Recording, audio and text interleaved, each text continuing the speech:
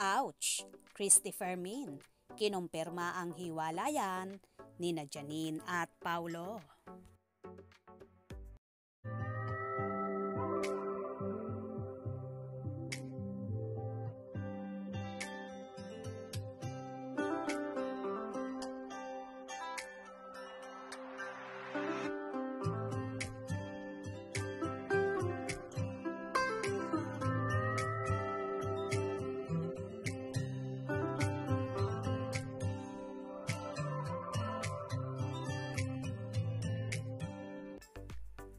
Naglabas na nga ng isang video sa Christy Ferminit si Christy Fermin kasama si Romel Chica.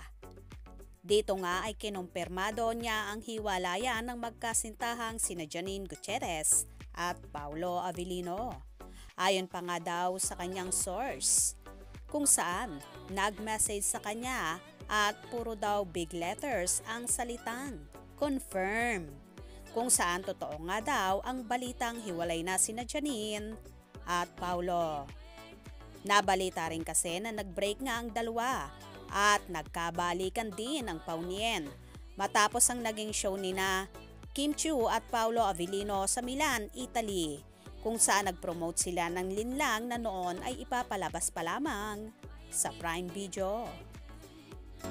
Pumailan lang na balita, no? Nagkabalikan si Paulo Avellino at saka yung paborito mo na girl, di ba? Si Janine Gutierrez. Kaso, eto na at meron akong text na nakuha kahapon. Ano ba? Nay, no quote po please, but confirmed ang separation of Paulo and Janine. I have receipt. Confirmed niya all caps, hindi caps and lower. Namang pumalat na video ni Kim at Paulo nung sila ay nasa Milan, Italy, kung saan so sweet silang dalawa. Kumain sila, namasyal, magkasama pa sila sa pagsakay sa train. Kaya naman hindi maiwasang mag-isip ang mga mahaderang mga palaka na may namamagitan na nga sa dalawa. Iniisip din ng iba na isa ito marahil sa naging dahilan ng breakup ni Kim at Sian Lim, na naging dahilan din daw ay si Paulo, kaya nauwi sa separate ways ang Kimsi. While ngayon naman ay si Kimi ang sinasabing dahilan naman ng hiwalayan ng paunin. OMG, sobrang gulo na talaga ng mundo, lalo na sa showbizlandia. Hindi mo na talaga malaman kung ano ang tunay at totoo.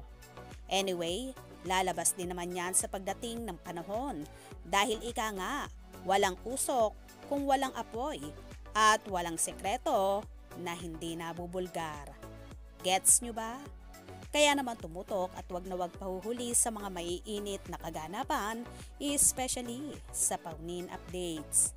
Mga ka-scoop, anong inyong magiging reaction sa bidyong ito? Comment below.